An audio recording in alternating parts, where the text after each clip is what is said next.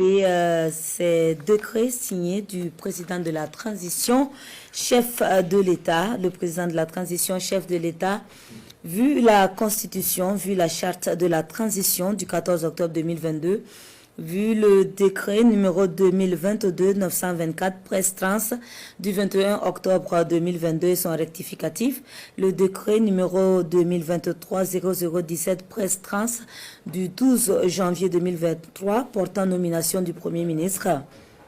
vu le décret numéro 2023-009 presse trans PM du 10 janvier 2023 portant remaniement du gouvernement, vu la loi numéro 74-60 AN du 3 août 1960 portant création de l'armée nationale, vu la loi numéro 038-2016 AN du 24 novembre 2016 portant statut général des personnels des forces armées nationales, vu le décret numéro 2022-898 presse trans PM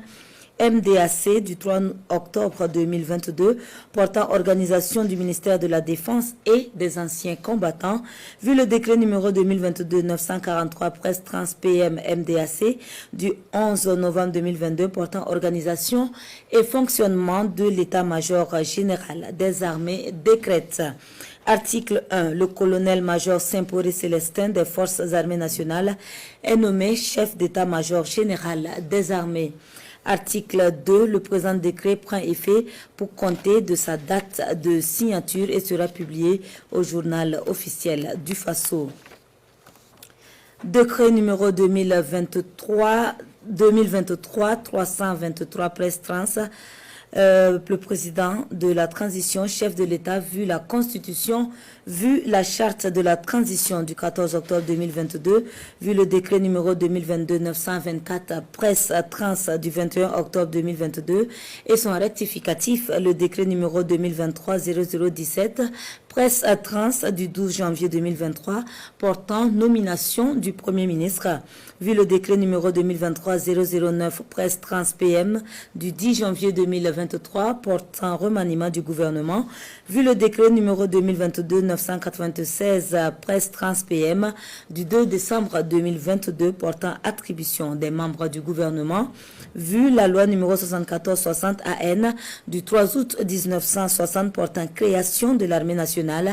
vu la loi numéro 38-2016 AN du 24 novembre 2016 portant statut général des personnels des forces armées nationales, vu le décret numéro 2022-898 presse trans PM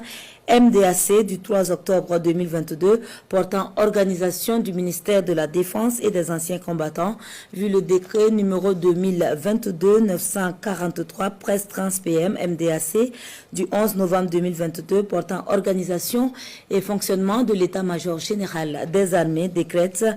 Article 1. Le colonel Diallo Moussa des forces armées nationales est nommé chef d'état-major général adjoint des armées. Le présent décret, article 2, prend effet pour compter de sa date de signature et sera publié au journal officiel du Faso. Troisième décret numéro 2023-324, le président de la transition, chef de l'État, vu la Constitution, vu la charte de la transition du 14 octobre 2022, vu le décret numéro 2022-924 presse trans du 21 octobre 2022 et son rectificatif, le décret numéro 2023-0017 presse trans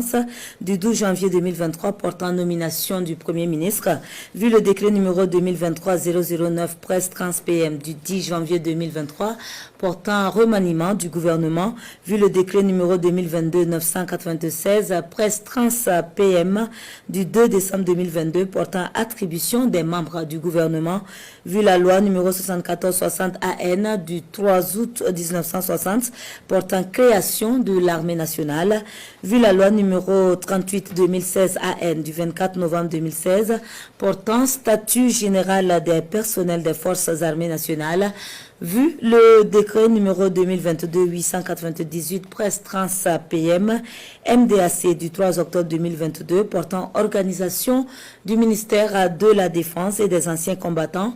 Vu le décret numéro 2022-943, presse trans PM MDAC du 11 novembre 2022 portant organisation et fonctionnement de l'état-major général des armées, vu le décret numéro 95-101 presse PM DEF du 7 mars 1995 portant organisation générale de l'armée de terre et son modificatif, le décret numéro 97 067 presse PM DEF du 12 février 1997 décrète article 1, le colonel Nintioma Théophile des forces armées nationales est nommé chef d'état-major de l'armée de terre. Article 2, le présent décret prend effet pour compter de sa date de signature et sera publié au journal officiel du Faso, et tous ces décrets sont signés du chef de l'État, le capitaine Ibrahima Traoré. Suite de cette édition, contribuer à l'effort de autres abris de fortune ont tous été réduits en cendres. Un sérieux coup dur porté à l'ennemi. Le commentaire de Bienvenue Tonsa. Les forces armées nationales ont encore frappé au front. Sur la base de renseignements précis, les forces armées nationales ont commencé ce jour une vaste opération contre le quartier général du GSIM dans la zone de Nassombo.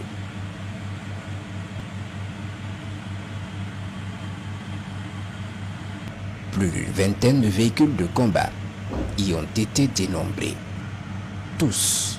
ont été détruits et plusieurs autres matériels logistiques, composés de munitions, de carburant et autres moyens roulants, ont été réduits en cendres. Les abris camouflés qui les servaient de poste de commandement et les personnels présents ont été anéantis par les frappes.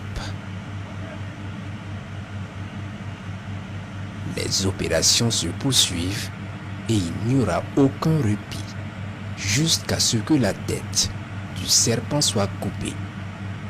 Ce soir, c'est un coup dur qui est porté à l'ennemi avec un message clair. Il est encore temps de rejoindre le camp de la raison.